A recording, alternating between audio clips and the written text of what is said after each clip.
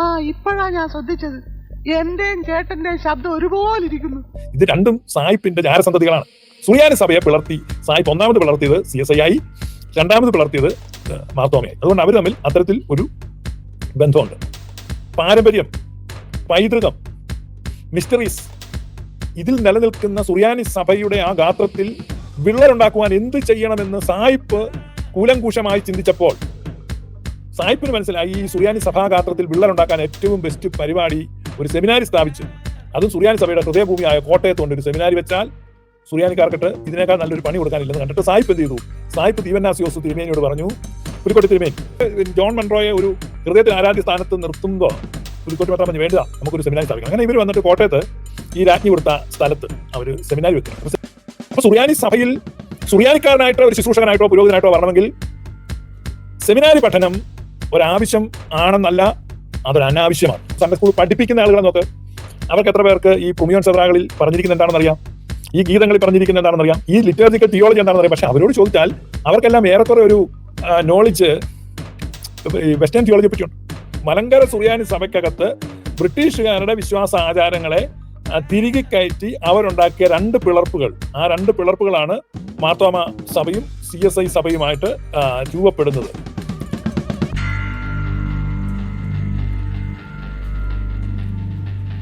മലങ്കര സഭയിലെ ദീവന്നാസ്യോസ് രണ്ടാമൻ മാർത്തോമ ഒൻപതാമനെ സ്ഥാനഭ്രഷ്ടനാക്കുകയും കേണൽ മൺറോയുടെ സ്വാധീനത്താൽ മലങ്കര മെത്രാപ്പോലിത്ത സ്ഥാനം പിടിച്ചെടുക്കുകയും ചെയ്തു. ആ ചരിത്രം നമ്മൾ കേട്ടതാണ്. പുരാതനമായ കൈവപ്പ് സമ്പ്രദായത്തിലൂടെ പരമ്പരാഗതമായി മാർത്തോമാമാർ ഭരിച്ചുകൊണ്ടിരുന്ന മലങ്കര സഭയിൽ മാർത്തോമ ഒൻപതാമനെ ബ്രിട്ടീഷ് ഗവൺമെന്റിന്റെ അധികാരം ശക്തി ഉപയോഗിച്ച് ഭീഷണിപ്പെടുത്തി ബലമായി കേണൽ മൺറോയുടെ സ്വാധീനത്താൽ സ്ഥാനഭ്രഷ്ടനാക്കുകയും ആ സ്ഥാനത്തേക്ക് ഇസ്ലാം മതം സ്വീകരിച്ച് പോയിരുന്ന പുലിക്കോട്ടിൽ ഇട്ടൂപ്പ് കത്തനാരെ മെത്രാപ്പൊലിത്തയായിട്ട് ഉയർത്തി അദ്ദേഹത്തെ മലങ്കര മെത്രാപ്പൊലിത്തയാക്കിയുമാണ് ചെയ്തത്. അതാണ് ദീവന്നാസ്യോസ് രണ്ടാമൻ. ദീവന്നാസ്യോസ് രണ്ടാമന്റെ കാലം കഴിഞ്ഞ് ദീവന്നാസ്യോസ് മൂന്നാമന്റെ കാലഘട്ടത്തിൽ ഇപ്പൊ കേണൽ ജോൺ മൺറോ 1813 കോട്ടയത്ത് വൈദിക സെമിനാരി സ്ഥാപിക്കുവാൻ ഈ ദീവന്നാസ്യോസ് രണ്ടാമനെ സഹായിക്കുന്നുണ്ട്. തിരുവിതാംകൂർ രാജകുടുംബത്തിൽ നിന്ന് സുറിയാനി സഭയ്ക്ക് സൗജന്യ ദാനമായി കിട്ടിയ കോട്ടയം പട്ടണത്തിലെ ആ സ്ഥലത്താണ് ഈ സെമിനാരി സ്ഥാപിക്കുന്നത്. സെമിനാരി സ്ഥാപിക്കുക എന്നുള്ളത് സുറിയാനി സഭയുടെ ഒരു ആവശ്യമോ പാരമ്പര്യമോ പതിവോ ഒന്നുമല്ല. അതേപ്പറ്റി പറയുമ്പോൾ സുറിയാനി സഭയ്ക്ക് എവിടെയാണ് തെറ്റിയത്, എവിടെയാണ് ചുവട് പഴച്ചത്, അത് നമ്മൾ ശ്രദ്ധിക്കണം. സുറിയാനി സഭയുടെ തിയോളജി അതിന്റെ ആരാധനയിലാണ്. ദൈവത്തെ അറിയേണ്ടത് ആരാധനയിലൂടെയാണ്. ആരാധനയിൽ നിന്ന് വേറിട്ട് ഒരറിവില്ല. ആരാധനയിലൂടെ അറിയുക, ആരാധനയിലൂടെ അനുഭവിക്കുക, ആരാധനയിലൂടെ ഉയർത്തപ്പെടുക, ഇതാണ് സുറിയാനി പിതാക്കന്മാർ കാണിച്ചു തന്ന മാർഗം. അതിൽ നിന്ന് മാറി വ്യത്യസ്തമായ ഒരു പഠനത്തിന്റെ ആവശ്യമില്ല, അത്തരമൊരു മാതൃകയിൽ. അവിടെയാണ് നമ്മുടെ സൺഡേ സ്കൂൾ പ്രസ്ഥാനം. ഇന്ന് കേൾവി കേട്ട പ്രസ്ഥാനമാണ് സൺഡേ സ്കൂൾ പ്രസ്ഥാനം. സത്യത്തിൽ അതൊരു ബ്രിട്ടീഷുകാരുടെ ഇറക്കുമതിയാണ്. ഇംഗ്ലണ്ടില് കുട്ടികളെ കൊണ്ട് അടിമപ്പണി ചെയ്യിച്ചുകൊണ്ടിരുന്ന കാലത്ത് 12 മണിക്കൂർ ഒക്കെ ജോലി ചെയ്യിക്കുമായിരുന്നു കൊച്ചുകുട്ടികളെ. അല്പം കൂടെ വളർന്ന കുട്ടികളെ 16 മണിക്കൂറാണ് ജോലി ചെയ്യിച്ചിരുന്നത്. ആഴ്ചയിൽ ഒരവധിയാണ് അവർക്കുള്ളത്, ഞായറാഴ്ച. അപ്പൊ ആ ഞായറാഴ്ച ദിവസം ഇവരെ അക്ഷരം പഠിപ്പിക്കാൻ വേണ്ടി സൺഡേ സ്കൂൾ, ഞായറാഴ്ച മാത്രം അവർക്ക് പഠനം. ആ സൺഡേ സ്കൂൾ സമ്പ്രദായമാണ് പിന്നീട് ക്രിസ്തീയ വേദശാസ്ത്രം പഠിപ്പിക്കാൻ എന്ന രീതിയിൽ പരിഷ്കരിക്കുന്നത്.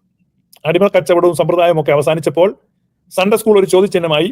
അങ്ങനെ സൺഡേ സ്കൂൾ പള്ളികളോട് ചേർന്ന് ക്രിസ്തീയ വിദ്യാഭ്യാസം കൊടുക്കുക എന്നുള്ളൊരു ആശയത്തിൽ വന്നു.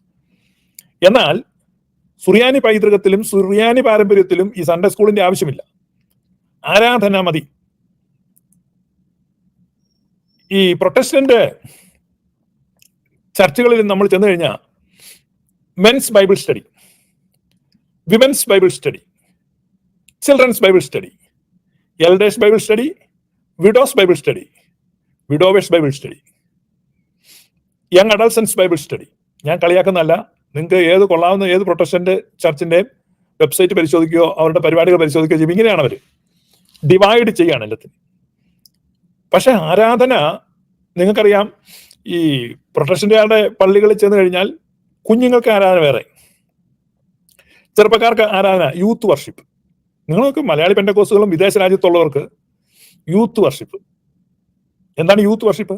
അത് ചെറുപ്പക്കാർക്ക് ചില ചാട്ടവും മേളങ്കവും ഇളക്കവും മറ്റു ചില കാര്യങ്ങളൊക്കെ താല്പര്യമുണ്ട്. അതുകൊണ്ട് അവർക്ക് വേറെ വർഷിപ്പ്. നിങ്ങളൊന്ന് ഓർത്തു നോക്കണം. കാരണം അവരെ സംബന്ധിച്ച് ഇതൊരു കലാപരിപാടിയോ ഒരു പ്രോഗ്രാമോ പോലെയാണ്. അപ്പോ നമ്മുടെ അങ്ങനല്ല. ശരിക്കും സുറിയാനി പൈതൃകത്തിലും പാരമ്പര്യത്തിലുമാണ് മുന്നോട്ട് പോകാൻ ആഗ്രഹിക്കുന്നതെങ്കിൽ ആരാധനയാണ്. അത് ഒരുമിച്ചാണ്. കൊച്ചുപിച്ച് അടക്കം ആരാധിക്കുകയാണ്, ഒരുമിച്ച് ദൈവത്തെ ആരാധിക്കുക. അപ്പൊ കുഞ്ഞുങ്ങൾ അവരെല്ലാം മദ്ബഹായിൽ കയറുകയാണ്. പ്രാർത്ഥനയിലും ആരാധനയിലും വിശുദ്ധ കുർബാനയിലും സംബന്ധിക്കുക.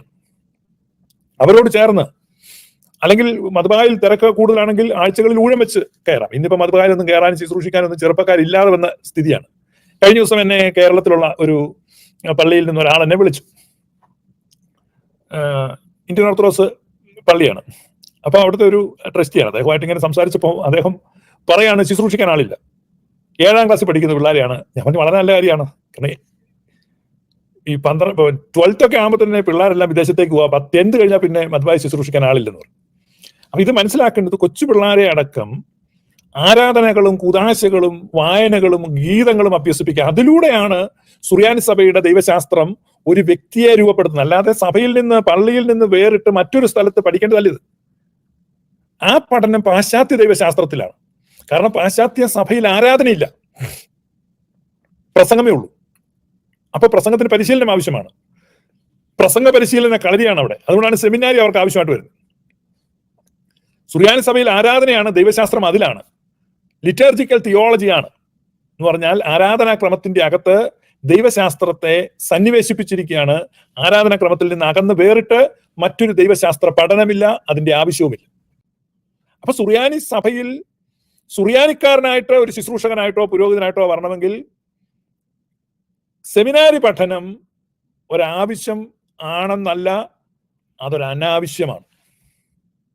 ഞാൻ വീണ്ടും പറയാം, സുറിയാനി സഭയുടെ ഒരു പുരോഹിതനാകുവാൻ ഈ സെമിനാരി പഠനം സഹായിക്കുമോ എന്ന് ചോദിച്ചാൽ സഹായിക്കുന്നില്ല എന്ന് തന്നെയല്ല, അതിന് ഉതകുന്നില്ലെന്നുള്ളതാണ്. ഇപ്പൊ നമ്മൾ വളരെ ഗൗരവമായിട്ട് ചിന്തിക്കേണ്ടതാണ്. കാരണം നമ്മുടെ ലിറ്റർജിക്കൽ തിയോളജിയിൽ നിന്ന് വ്യത്യസ്തമായ പാശ്ചാത്യ തിയോളജി, ഈ പാശ്ചാത്യ തിയോളജിയുടെ ഏറ്റവും വലിയ പ്രശ്നം അത് ഡിഫറൻ്റ് ആണെന്നുള്ളതാണ്. കാരണം അവർക്ക് ആരാധന ഇല്ലാത്തത് കൊണ്ടാണ് അവർക്ക് ദൈവശാസ്ത്ര പഠനത്തിന് സെമിനാരിയുടെ ആവശ്യം വരുന്നത്. അതുപോലെ തന്നെയാണ് ഈ ആരാധനയിലൂടെ ഈ സൺഡേ സ്കൂൾ സൺഡേ സ്കൂൾ പഠിപ്പിക്കുന്ന ആളുകളെ നോക്ക്, അവർക്ക് എത്ര പേർക്ക് ഈ പ്രുമിയോൻ സദറാകളിൽ പറഞ്ഞിരിക്കുന്ന എന്താണെന്ന് അറിയാം, ഈ ഗീതങ്ങളിൽ പറഞ്ഞിരിക്കുന്ന എന്താണെന്ന് അറിയാം, ഈ ലിറ്റർജിക്കൽ തിയോളജി എന്താണെന്ന് അറിയാം. പക്ഷെ അവരോട് ചോദിച്ചാൽ അവർക്കെല്ലാം ഏറെക്കുറെ ഒരു നോളജ് വെസ്റ്റേൺ തിയോളജിയെ പറ്റിയുണ്ട്. വെസ്റ്റേൺ ബേസിക് തിയോളജി അല്ലെങ്കിൽ അവരുടെ പ്രോപ്പർ തിയോളജി, അതേപ്പറ്റി ഒരു അണ്ടർസ്റ്റാൻഡിങ്, അതാണ് ഇവിടെ ഈ പഠനത്തിലൂടെ വരുന്നത്. അപ്പോ പാരമ്പര്യം, പൈതൃകം, മിസ്റ്ററീസ്, ഇതിൽ നിലനിൽക്കുന്ന സുറിയാനി സഭയുടെ ആ ഗാത്രത്തിൽ വിള്ളലുണ്ടാക്കുവാൻ എന്ത് ചെയ്യണമെന്ന് സായിപ്പ് കൂലങ്കൂഷമായി ചിന്തിച്ചപ്പോൾ സായിപ്പിന് മനസ്സിലായി ഈ സുറിയാനി സഭാഗാത്രത്തിൽ വിള്ളലുണ്ടാക്കാൻ ഏറ്റവും ബെസ്റ്റ് പരിപാടി ഒരു സെമിനാരി സ്ഥാപിച്ച്, അതും സുറിയാനി സഭയുടെ ഹൃദയഭൂമിയായ കോട്ടയത്ത് കൊണ്ട് ഒരു സെമിനാരി വെച്ചാൽ സുറിയാനിക്കാർക്കിട്ട് ഇതിനേക്കാൾ നല്ലൊരു പണി കൊടുക്കാനില്ലെന്ന് കണ്ടിട്ട് സായിപ്പ് എന്ത് ചെയ്തു? സായിപ്പ് തീവന്നാസിയോസ് തിരുമേനിയോട് പറഞ്ഞു, പുലിക്കോട്ടി തിരുമേനി എന്ന് പറഞ്ഞാൽ മുൻ മുസ്ലിം ആയിരുന്ന, അപ്പൊ അദ്ദേഹത്തോട് പറഞ്ഞു നമുക്കൊരു സെമിനാരി വെക്കണം. അപ്പോ തന്റെ ജീവിതം ഏറെക്കുറെ നായ നക്കി പോയി എന്ന് കരുതി ടിപ്പു സുൽത്താൻ വന്ന കാലത്ത് പേടിച്ച് ആണെങ്കിലും സുന്നത്ത് ചെയ്ത ഒരു ഇട്ടൂപ്പ് റംബാനാണ്. അപ്പൊ അദ്ദേഹം തനിക്കൊരു പുതിയ ജീവിതം കിട്ടിയിരിക്കുകയാണ്. ഇപ്പൊ മെത്രാനായി, മലങ്കര മെത്രാപ്പൊലിത്തയായി, അപ്പൊ പിന്നെ ഇതെല്ലാം തന്നത് ആര് ദാനം ചെയ്തു? ജോൺ മൺറോ തന്നതാണ്. നീ തന്നതല്ലാതില്ല എനിക്കൊന്നും എന്നുള്ളൊരു പാട്ടൊക്കെ പ്രത്യേകം എഴുതി പാടി കാണും, എനിക്കറിയത്തില്ല, ഞാൻ ഭാവന പറയുന്നത്. അപ്പൊ അങ്ങനെ ജോൺ മൺറോയെ ഒരു ഹൃദയത്തിൽ ആരാധ്യ സ്ഥാനത്ത് നിർത്തുമ്പോ പുലിക്കോട്ടി മെത്രാൻ പറഞ്ഞു വേണ്ടതാ നമുക്കൊരു സെമിനാരി സ്ഥാപിക്കണം. അങ്ങനെ ഇവർ വന്നിട്ട് കോട്ടയത്ത് ഈ രാജ്ഞി കൊടുത്ത സ്ഥലത്ത് അവര് സെമിനാരി വെക്കുകയാണ്. അപ്പൊ സെമിനാരി വെക്കാൻ വേണ്ടി വർക്കിംഗ് ക്യാപിറ്റൽ വേണം, അത് നമുക്ക് വട്ടിപ്പണം എടുക്കാം എന്ന് സാഹിബ് പറഞ്ഞു. അപ്പൊ വട്ടിപ്പണം എടുത്തു.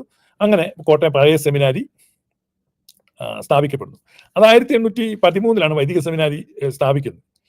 1815 അവിടെ വൈദിക പഠനം തുടങ്ങി, അച്ഛന്മാരെ പഠിപ്പിക്കാൻ. 1817 അവിടെ ഇംഗ്ലീഷ് ഭാഷ പഠിപ്പിക്കാൻ തുടങ്ങി. അപ്പൊ ഇത് ഇംഗ്ലീഷ് ഭാഷാ പഠനം ഇവിടെ വരുന്നത്, ഇത് മലങ്കര സഭയെ കണ്ടിട്ട് മോഹമുദിച്ച സായിപ്പ് ചെയ്തതാണിത്. ഇപ്പോ ഈ പല ആളുകളും പറയും സായിപ്പ് ഈ വെള്ളക്കാരുടെ സംഭാവന അല്ലെങ്കിൽ ബ്രിട്ടീഷുകാരുടെ സംഭാവന, പലരും പല രീതിയിൽ പറയുന്നുണ്ട്. പക്ഷെ ഇതിനെല്ലാം പ്രേരകമായത്, അവരെ പ്രേരിപ്പിച്ചത്, അല്ലെ അവരെ മോഹിപ്പിച്ചത്, അല്ലെങ്കിൽ അവരെ പ്രചോദിപ്പിച്ചത്, അല്ലെ അവരെ നയിച്ചത്, അല്ലെങ്കിൽ ഇതിനെല്ലാം അവർക്ക് ഉത്തേജനം കൊടുത്തത് മലങ്കരയിലെ സുറിയാനി സഭയെ കണ്ട് ഭ്രമിച്ചുപോയി. ആ സഭയെ എങ്ങനെ കൈവശമാക്കാം, എങ്ങനെ സ്വാധീനത്തിൽ കൊണ്ടുവരാം, എങ്ങനെ തങ്ങളുടെ സഭയിൽ ലയിപ്പിക്കാം എന്നുള്ള സായിപ്പിന്റെ ചിന്താ പദ്ധതിയുടെ ഭാഗമായിട്ട് ഉണ്ടായിട്ട് വന്നാണ് ഈ പറഞ്ഞ ഇംഗ്ലീഷ് ഭാഷാ പഠനവും സെമിനാരി സ്ഥാപനവും. ഇതെല്ലാം അങ്ങനെയാണ് വന്നത്. അപ്പൊ മലങ്കര സഭയെ ഒന്നടങ്കം പ്രൊട്ടസ്റ്റന്റ് സഭയാക്കാൻ വേണ്ടിയായിരുന്നു അവരുടെ ആഗ്രഹം. അതിനുവേണ്ടി അവർ രാഷ്ട്രീയമായും സാമ്പത്തികമായും ഉള്ള ശക്തി മുഴുവൻ അവർ പ്രയോഗിച്ചു. അവിടെ പ്രൊട്ടസ്റ്റന്റ് മിഷണറിമാർ വന്നതിൽ പലരുടെയും സ്വാധീനത്തിൽ വലിയ ഒരു പങ്ക് സുറിയാനിക്കാരെ അവർക്ക് കൂടെ കൂട്ടാൻ പറ്റി. അങ്ങനെ കൂടെ കൂടിയ സുറിയാനിക്കാരെ ചേർത്ത് ചർച്ച് മിഷൻ സൊസൈറ്റി എന്നൊരു ഗ്രൂപ്പ് അവരുണ്ടാക്കി. സുറിയാനിക്കാരെ വെച്ചാണ് ഉണ്ടാക്കുന്നത്. CMS ആണ് ചർച്ച് മിഷണറി സൊസൈറ്റി. അത് 2 എണ്ണം തിരുവിതാംകൂറിലും കൊച്ചിയിലും, തിരുവിതാംകൂർ രാജ്യത്തും കൊച്ചി രാജ്യത്തും അവര് രൂപപ്പെടുത്തി. അതാണ് ഇപ്പോൾ CSI സഭ എന്നൊക്കെ പറഞ്ഞ് അതിന്റെ ഭാഗമായിട്ടാണ് കോട്ടയത്ത് CMS കോളേജ് ഉണ്ടാകുന്നത്. 200 കൊല്ലത്തിലധികം ആയി എന്ന് പറയുന്നത് ഇന്ത്യയിലെ ആദ്യത്തെ കോളേജാണ് CMS കോളേജ്. ഇത് സുറിയാനിക്കാരെ സ്വാധീനിക്കാൻ വേണ്ടി സുറിയാനിക്കാരെ, അതായത് തങ്ങളുടെ കൂടെ കൂടിയ സുറിയാനിക്കാരെ ചേർത്താണ് ഈ CMS അല്ലെങ്കിൽ CSI ഇതുണ്ടാക്കിയത്. അപ്പൊ മലങ്കര സഭയിലെ ആദ്യത്തെ കഷണത്തെ ബ്രിട്ടീഷുകാർ അടർത്തിയെടുത്തതാണ് CMS പ്രസ്ഥാനം. രണ്ടാമത് കൊതി പോരാഞ്ഞിട്ട് മതി വരാഞ്ഞിട്ട് വീണ്ടും അവരുടെ കുത്തിത്തിരിപ്പ് കൊണ്ട് സുറിയാനി സഭയിൽ നിന്ന് 2ാം കഷണത്തെ അവർ അടർത്തി മാറ്റിയതാണ് മാർത്തോമാ സഭ. അപ്പൊ അതുകൊണ്ടാണ് ഈ മാർത്തോമാ സഭയും CSI സഭയും തമ്മിൽ ഇത്രമാത്രം അടുപ്പം. കഴിഞ്ഞ ദിവസം മാർത്തോമാക്കാരൻ്റെ ഒരു പയ്യൻ, ഒരു IT എഞ്ചിനീയർ ആണ്, ബാംഗ്ലൂരിൽ നിന്ന് എന്നെ ഒന്ന് വിളിച്ചോട്ടെ എന്ന് ചോദിച്ചു. എനിക്ക് ഈ ഫേസ്ബുക്ക് മെസ്സഞ്ചറിൽ ഒരു റിക്വസ്റ്റ് ഇട്ടു, വാട്സാപ്പ് നമ്പർ ചോദിച്ചു. ഞാൻ നമ്പർ കൊടുത്തത്, എന്നെ വിളിച്ചു. അപ്പൊ ആ ചെറുപ്പക്കാരൻ എന്നോട് ചോദിച്ചാണ് എന്താണ് ഞങ്ങളുടെ സഭയും CSI സഭയും തമ്മിൽ ഇത്ര ബന്ധം. കാരണം അദ്ദേഹം നമ്മുടെ ഈ ഗ്ലോറിയസ് ഗോസ്പലൊക്കെ കേട്ടിട്ട് സുറിയാനി പാരമ്പര്യത്തിലൊക്കെ ആകൃഷ്ടനായി തന്നെ സ്വയമായിട്ട് കുറെ പഠനങ്ങളൊക്കെ നടത്തി, അത് ബോധ്യമായി. അങ്ങനെ വലിയ താല്പര്യത്തിൽ ആ പയ്യനെ പോയി എന്നോട് ചോദിച്ചാണ്, ഈ പ്രത്യേകിച്ച് ഇപ്പോഴത്തെ മാർത്തോമാ മെത്രാപ്പോലിത്ത തിയഡോഷ്യസ്, അദ്ദേഹം മാർത്തോമാ മെത്രാപ്പോലിത്ത ആയി കഴിഞ്ഞ ആദ്യത്തെ കുർബാന മാർത്തോമാ സഭയെ ചൊല്ലാതെ ഈ മുണ്ടും പൊക്കി പിടിച്ച് CSI കണ്ട് ചൊല്ലാൻ പോയി. അവിടെ ചൊല്ലൊന്നും ഇല്ല, എന്തോ കാണിക്കാൻ വേണ്ടി പോയി എന്നൊക്കെ ആ പയ്യൻ എന്നോട് പറഞ്ഞു. അപ്പൊ അദ്ദേഹത്തിന് ചോദ്യം, എന്താണ് ഈ സഭകൾ തമ്മിൽ ഇത്ര മാത്രം ബന്ധം? ഇതിന്റെ കാരണം ഇതാണ്, ഇത് രണ്ടും സായിപ്പിന്റെ ജാരസന്തതികളാണ്. സുറിയാനി സഭയെ പിളർത്തി സായിപ്പ് ഒന്നാമത് പിളർത്തിയത് CSI ആയി, രണ്ടാമത് പിളർത്തിയത് മാർത്തോമയായി. അതുകൊണ്ട് അവർ തമ്മിൽ അത്തരത്തിൽ ഒരു ബന്ധമുണ്ട്. ചേട്ടന്റെ അനിയന്റെ അപ്പൻ എന്ന് പറഞ്ഞു കഴിഞ്ഞാൽ ആ കർക്കിടക മാസത്തിൽ വന്ന ആ ലോറിക്കാരനാണ്, ഈ ചേട്ടൻ വന്ന ലോറിയിലെ ഡ്രൈവറാണ്. അപ്പോൾ അങ്ങനെ ചേട്ടാനിയന്മാരെന്നുള്ള രീതിയിലൊരു ബന്ധം അവർക്ക് തമ്മിലുണ്ട്. അതാണ് ഈ CSIയും മാർത്തോമായും. അങ്ങനെ ഈ മലങ്കര സുറിയാനി സഭയ്ക്കകത്ത് ബ്രിട്ടീഷുകാരുടെ വിശ്വാസ ആചാരങ്ങളെ തിരികെ കയറ്റി അവരുണ്ടാക്കിയ 2 പിളർപ്പുകൾ, ആ 2 പിളർപ്പുകളാണ് മാർത്തോമ സഭയും CSI സഭയുമായിട്ട് രൂപപ്പെടുന്നത്.